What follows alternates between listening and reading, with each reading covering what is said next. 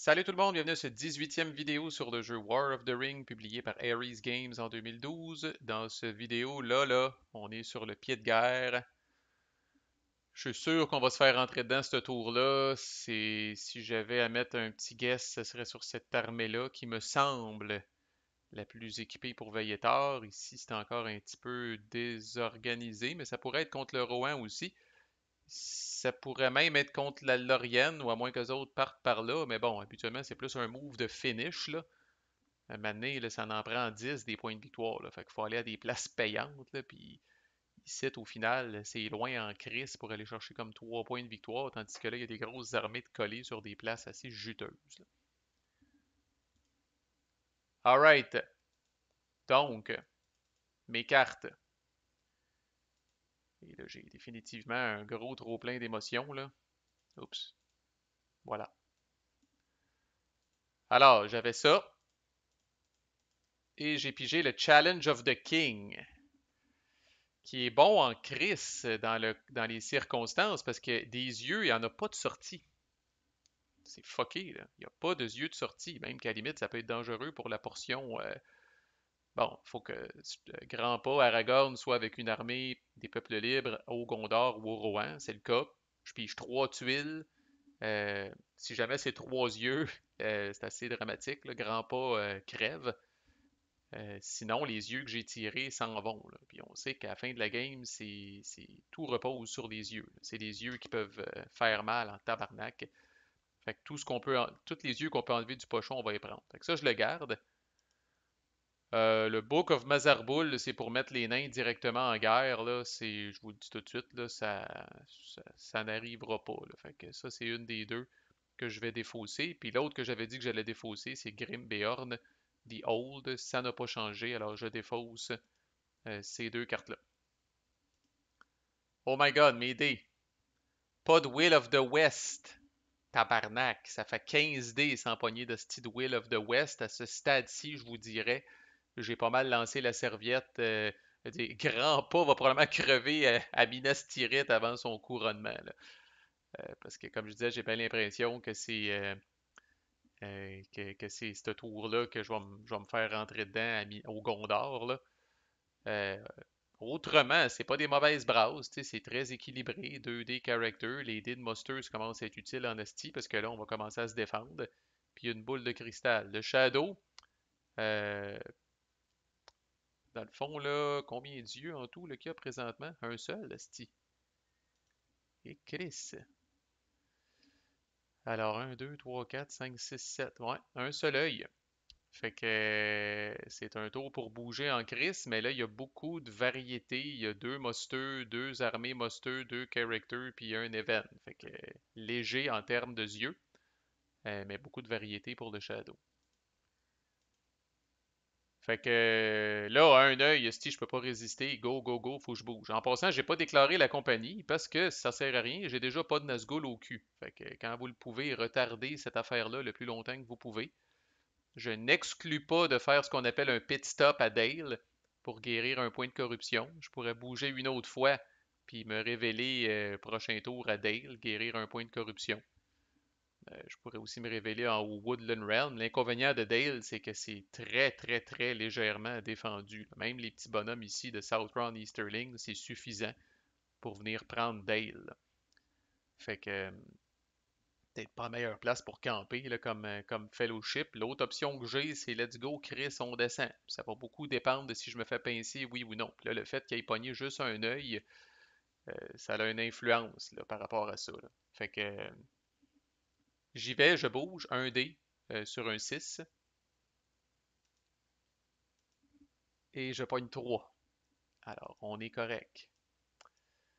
C'est à Frank, il joue un dé de Muster, la voix de Saruman, à ma légère surprise. Évidemment, là, il n'y a plus de warg, fait qu'il utilise, je vais vous le montrer, là, il utilise la portion voix de Saruman pour faire apparaître un Urukai ici, là, puis hors tank. C'est un peu éparpillé comme patente, mais bon.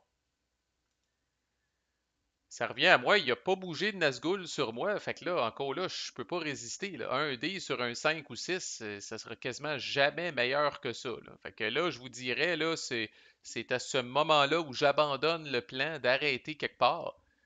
Alors, brave Frodo et Sam, là, c'ti, à part à Rivendell, n'auront jamais arrêté nulle part des peuples libres, là. Là, si j'avance, je vais tomber à 3.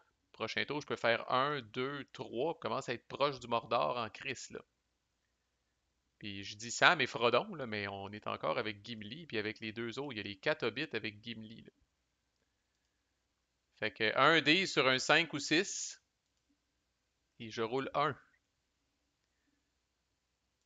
Ça va bien en crise. Le Shadow utilise un événement et il joue l'excellente carte, surtout dans les circonstances, de Shadow is Moving. Permet de bouger 4 armées du Shadow, une région chacune. Alors, voyons voir qui se déplace. Évidemment, eux autres sortent de Minas Morgul, s'en viennent ici. Je pense que c'est assez clair. Curieux de voir les autres moves. Tu pensais quelque chose? Ah, c'est eux autres ici. J'attire votre attention au sud. Les Southron et Easterlings s'en viennent eux autres aussi coller le Gondor. Fait que là, c'est la classique attaque combinée là, d'eux autres qui rentrent par Pélargir, puis eux autres qui rentrent par Osgiliath. Là. Ensuite, Jean de la Moria qui débarque à Dimrildale collé sur la Laurienne. Fait qu'encore là, le plan est assez clair. Je pense qu'il y en a après la Laurienne. J'ai-tu manqué une patente? Non.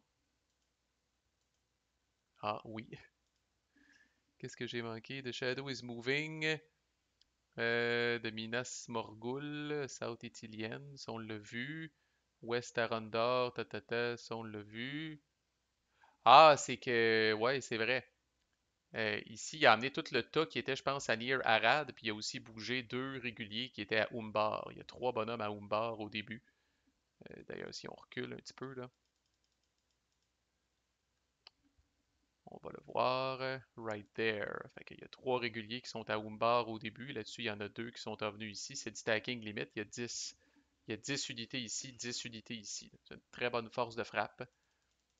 Euh, Fait que, OK, hey, intéressant. Ça change pas grand-chose à mon plan. Euh, les elfes sont pas en guerre, le Gondor est pas en guerre, puis rendu là, je vais attendre d'être provoqué, puis de moi-même devenir en guerre. Fait que je passe, c'est témérairement. Il joue un dé de Muster et il muster des Nazgûl. Un à Minas Morgul, puis l'autre à Morannon.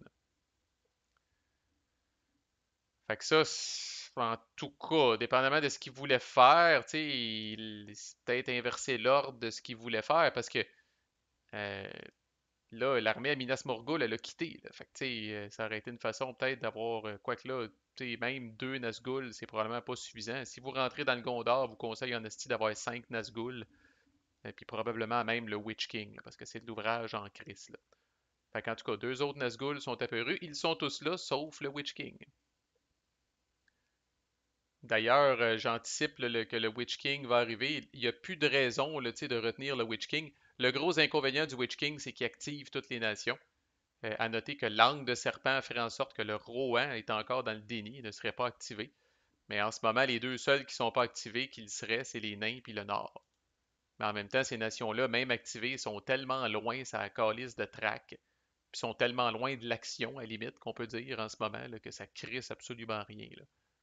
Fait que Go Witch King, pour moi, il faut jamais s'empêcher là, d'avoir une pige de cartes là, grâce au Witch King. Là. Le Witch King doit être de tous les combats, ou presque, dans la mesure du possible. Fait que ça revient à moi, je peux passer encore 3D contre 4. Ça revient à Frank. Les Nazgûl se déplacent. Alors là, il y a un Nazgûl qui arrive sur moi à Rosgobel. Puis un petit paquet d'autres. Ouais, un petit paquet d'autres Nazgûl qui s'en vont. Ouais, là, ok, ok, ok. Cool. Fait que là, au final, là, il a fait tous les déplacements. Fait que là, situation actuelle, il y a un Nazgûl sur la compagnie à Rosgobel. Il y en a 5 sur l'armée de South Ithilien. Puis il y en a deux sur l'armée de West Arondor. Fait que s'il y avait le moindre doute où est-ce que l'attaque va commencer. Il n'y en a plus maintenant. Fait que vous pouvez être menacé des fois comme Free Peoples par plusieurs armées du Shadow, mais comme on dit, cherchez où sont les Nazgûl. Où est la concentration de Nazgûl? Parce qu'une armée de même, c'est pas épeurant. Une armée pas de leadership, c'est pas épeurant. Surtout contre une forteresse, là, l'armée va y laisser sa peau en esti. Là. Sans les rerolls, pogner des 6, c'est extrêmement tough. Fait que cherchez où sont les Nazgûl, ils sont ici. C'est Osgiliath, d'après moi, qui va être le site de notre premier combat. Alors moi, je joue un dé d'event et sans surprise, j'amène en jeu la fameuse fiole de Galadriel, la fameuse tuile -2. On met ça de côté pour nos vieux jours. C'est au Shadow, il joue un dé d'armée et ça y est, Chris, au milieu du tour 6, notre premier combat, Osgiliath est attaqué par l'armée de South Ithilien. Pas de combat card de sa part, pas de combat card de ma part. Alors là, ça se passe dans le log. Moi, j'ai toujours l'habitude d'écrire, fait que dans son cas, c'est 5 dés de combat. Évidemment, ça top à 5 dés de combat, même s'il y a 10 unités, avec 5 rerolls, parce qu'il y a 5 Nazgûl, et il doit pogner des 6, parce que Sgiliath est un, je ne sais plus comment il appelle ça, un outpost, ou ça, puis les guides Lysen, en tout cas, défensivement, c'est des 6 au premier round du combat seulement. Et moi, j'ai 2 dés qui hit sur des 5 ou plus. Disons qu'on est content d'infliger une perte et on est mardeux en crise s'il reste quelqu'un de bout à la fin, fait qu'allons-y. Fait que je fais toujours, là on commence à setter les bases là, de notre petite étiquette de combat, c'est toujours l'attaquant qui brasse en premier. Fait que voici les 5 dés, n'ajustez pas votre appareil, voici les 5 dés de combat du Shadow, 3, 2, 2, 2, 1. Alors quand je vais écrire à Frank, on dirait que je lance des D3, Chris, là. 3 c'est le plus haut, c'est quand même incroyable. Il y a quand même 5 rerolls. Et les 5 dés de reroll, là, 5, 2, 6, 2, 3. Fait qu'il réussit pas à tuer tout le monde, il inflige un seul hit. Il y a un soldat de la garnison de Sgiliath qui va survivre. J'ai 2 dés en riposte, mais je pogne 3 et 3, alors j'inflige pas de dommages. Qu'est-ce que ça donne sur le board? Ben, une unité est éliminée, l'autre unité retraite à Lossarnac. Évidemment, tout le monde, tous les méchants avancent à Osgiliath. Et ce faisant, le Gondor tombe en guerre parce qu'il a été attaqué. À noter que Osgiliath ne fait pas partie des frontières du Gondor. Alors techniquement, le Gondor descend juste de 1 parce qu'il a été attaqué. Pourquoi je ne mets pas ce petit bonhomme-là à pélargir? C'est le condamné de toute façon parce qu'il arrive un autre hostie de tas de monde à pélargir. Puis j'aime autant le mettre là, c'est fatigant. Ça force le Shadow quasiment à l'attaquer. Parce que sinon, ça c'est un settlement. Puis je pourrais commencer à faire du recrutement à cette place-là. Puis là, l'armée pourrait devenir tranquillement pas vite une hostie de nuisance. C'est la raison pourquoi j'ai retraité là.